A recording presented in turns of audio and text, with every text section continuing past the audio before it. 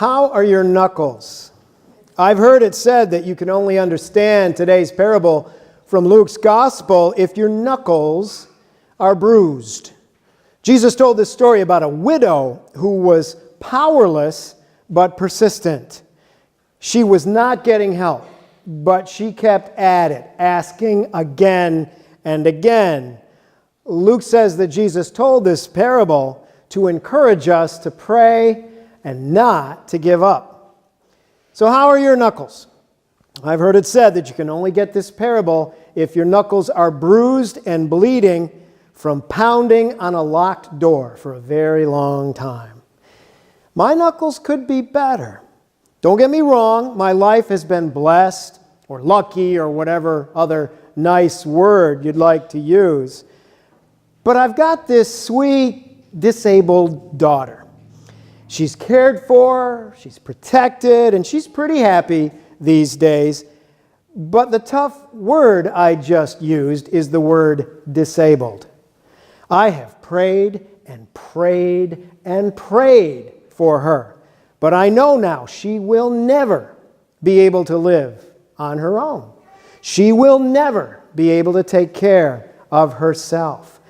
She can never be left without supervision and protection. And that, my dear friends, scares me to death. If you've ever had a broken tooth, you know how you avoid eating on it or even touching it with your tongue until you can get it fixed. Well, for me, the thought of my sweet daughter's future is like that. I can't let myself think about what it will be like for her when her mom and I are dead and gone. Who will be there for her? Now, she's surrounded by a circle of care. We've done our best to set things up for her. We think she'll be okay. But every now and then, in the middle of the night, I will think about Marie in her extreme old age. And when I do that, sleep is over for that night. I have prayed and prayed and prayed for her, but I've got to be honest with you, there have been times in my praying when I have felt curiously alone. I have felt like I'm pounding on a locked door with bruised knuckles. Now, please understand me, I am not complaining. I don't think I have it worse than anyone else. I just have it human. Part of being human is having these shadows. There are always dark places in our lives. Everyone I meet is fighting a hard battle at some place along the line. I think maybe, I hope, I'm a little bit more compassionate toward other people because of my daughter.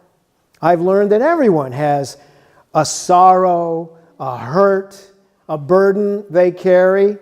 And if they don't right now, they certainly will someday, because it's part of being human. You know, it's kind of weird. In today's assigned text from Scripture, we are given images of God we probably don't want to teach the kids in Sunday school down there. I mean, in the parable Jesus told, the God figure is an unjust judge. This guy is like a corrupt lawyer who is owned by the mafia. He's not at all admirable. And is this really how Jesus wants us to teach our kids about God? Well, I will say this for Jesus. In his teaching style, he takes risks to make points. He pulls no punches. He is gambling on the images he uses with us in his teaching. And then there's the image of God from that Genesis story. Jacob wrestles with a mysterious stranger all through the night.